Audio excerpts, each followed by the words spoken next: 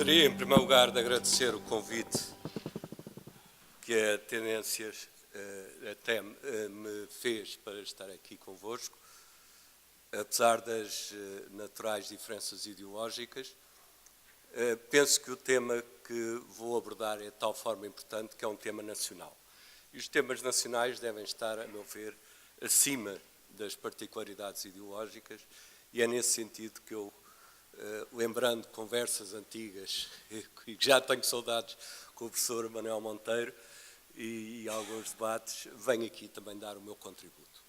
Porque vou abordar a questão do euro, basicamente, e da economia portuguesa dentro do euro, porque, efetivamente, considero o euro, a questão do euro e a pertença à moeda única, como uma questão fundamental do ponto de vista nacional.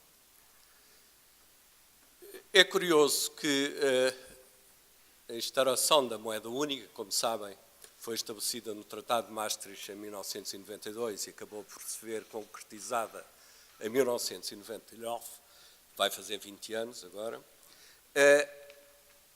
A questão da moeda única ou a instalação da moeda única viola um dos princípios básicos da União Europeia. Da União Europeia que surgiu exatamente na altura em que foi também estabelecido o caminho para a moeda única.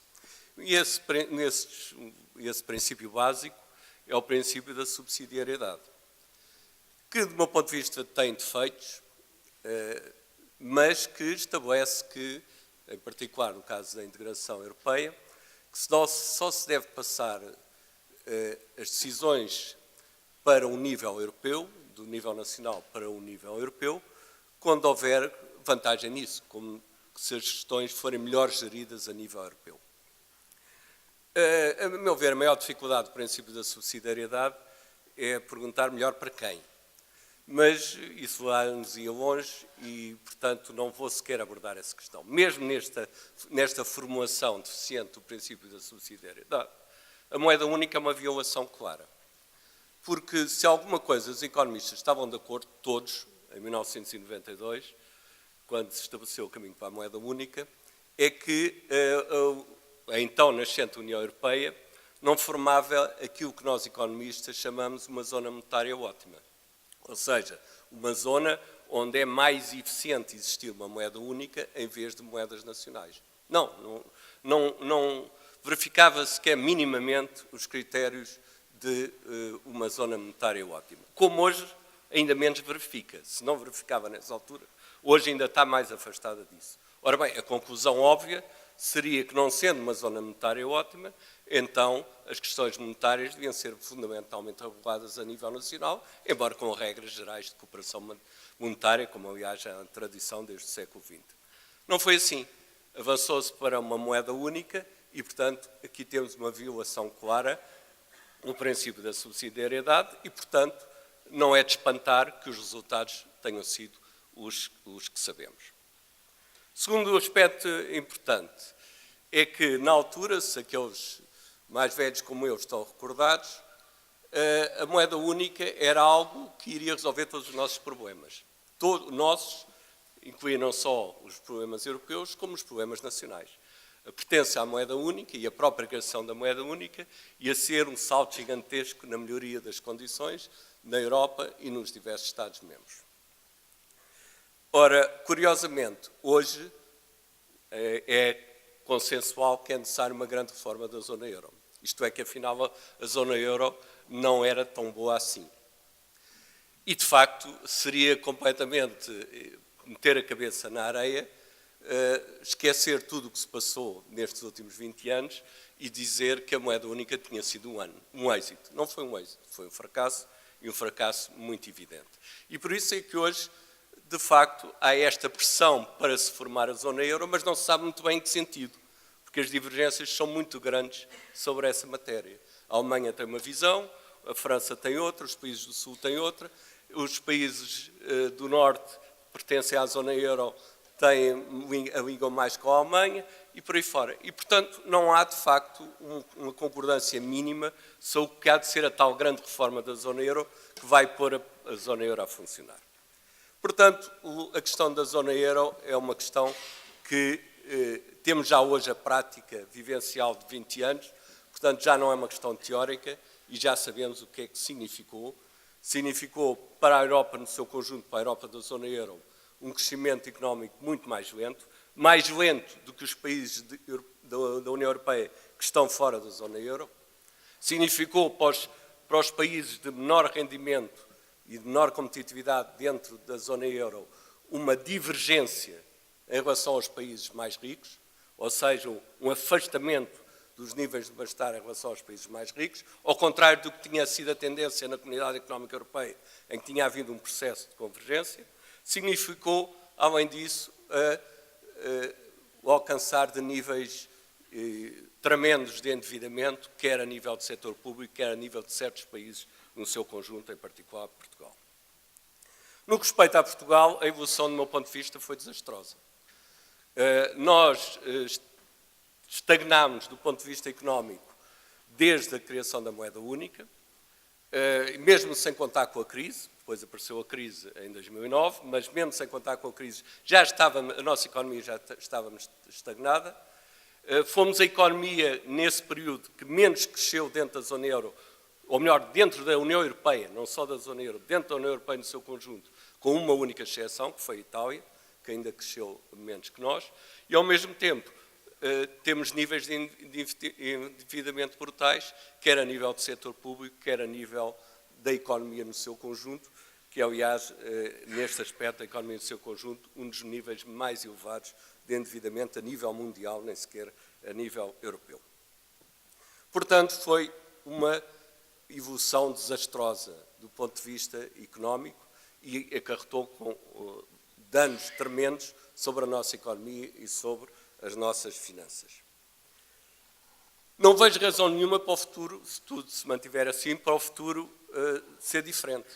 Se nós não tínhamos capacidade de competir dentro da moeda única, há 20 anos atrás, menos temos hoje em dia. E, portanto, pode-se dizer, bem, mas vai haver uma grande reforma da zona euro, tal grande reforma, mítica reforma, e vai-nos pôr em condições de competir. Não vai. Não vai por uma razão, porque aquilo que nos era importante para nós, do ponto de vista da zona euro, a Alemanha não concordava certamente com isso. A Alemanha, que aliás defende legitimamente os seus interesses, tem uma visão da zona euro que é completamente diferente daquilo que é necessário para os países de menor, mais periféricos e de menor competitividade económica. Pode-se perguntar, mas porquê é que é isto? E eu penso que aí temos que ir a um pouco mais aspectos mais diretamente políticos e começar por falar de independência nacional. Claro, muita gente pergunta, e com razão, mas o que é isso de independência hoje em dia, de independência nacional num mundo que é cada vez mais interdependente?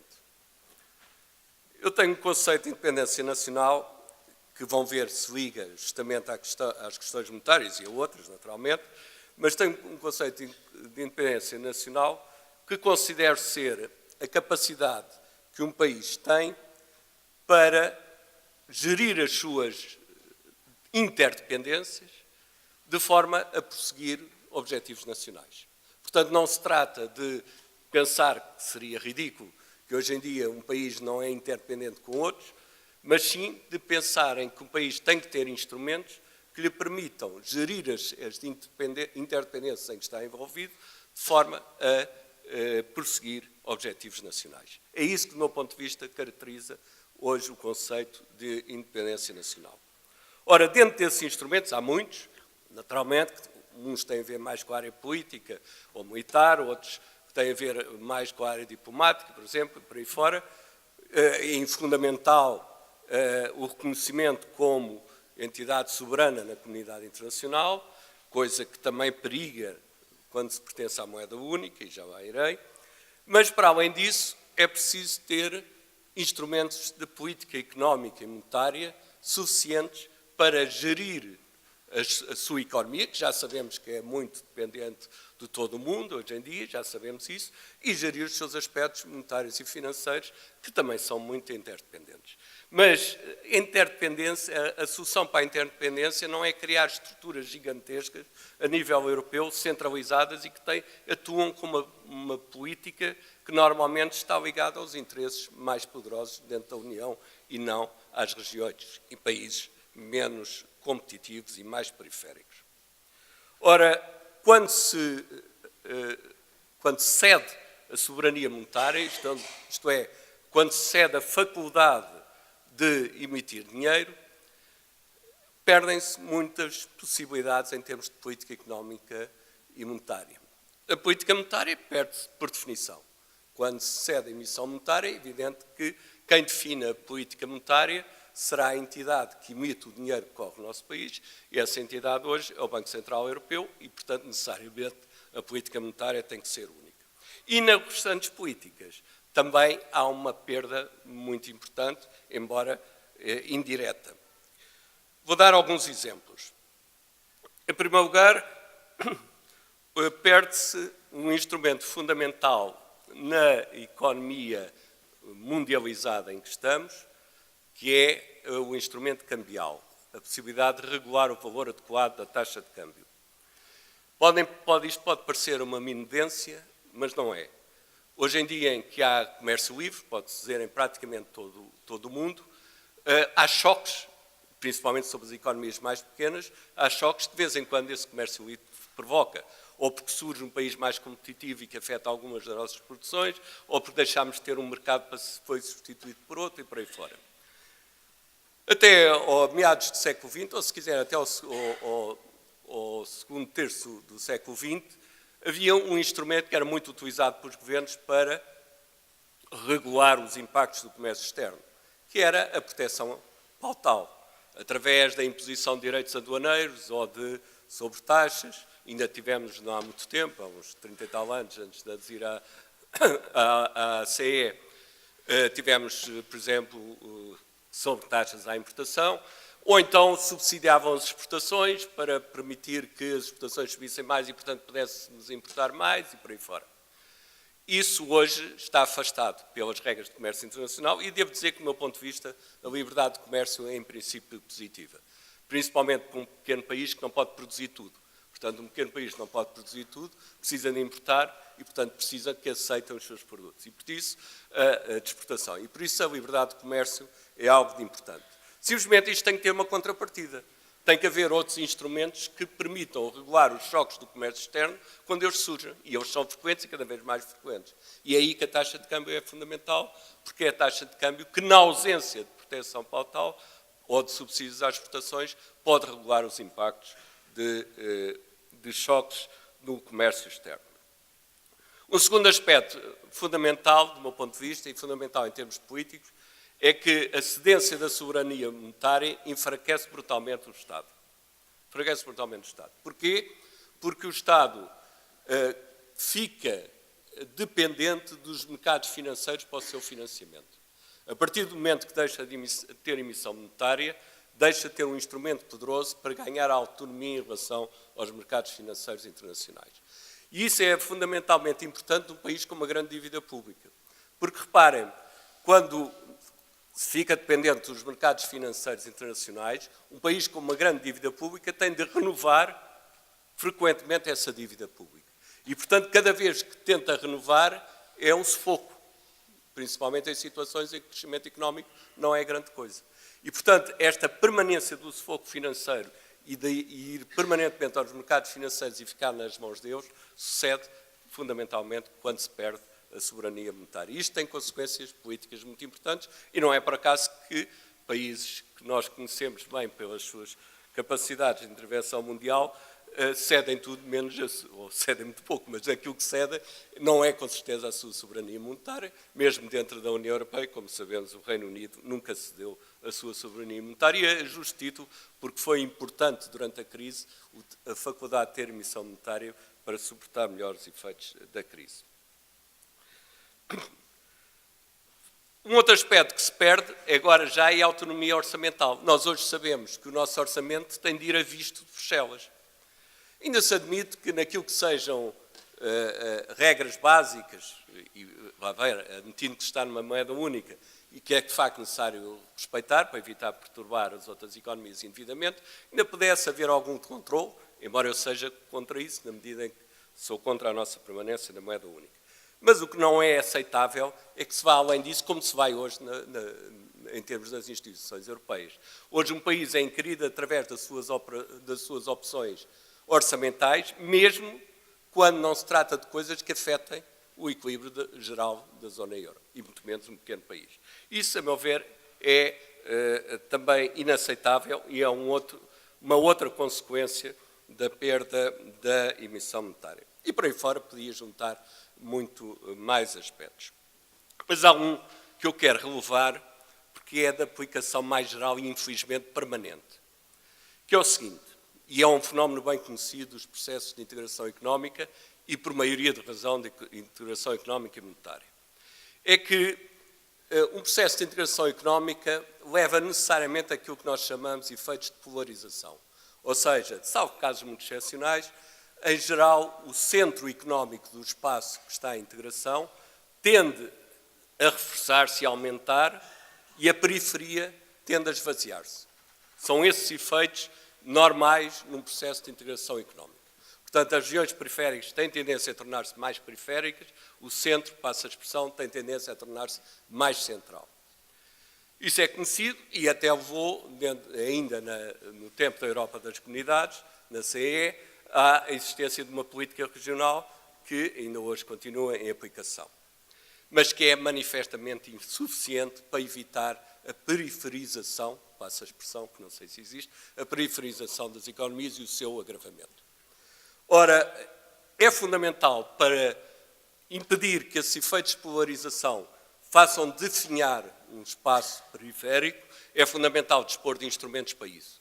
E esses instrumentos têm a ver com a política monetária e com a política orçamental. E, portanto, este aspecto é de extrema relevância para o futuro do nosso país. Porque a tendência será para nos tornarmos cada vez mais periféricos.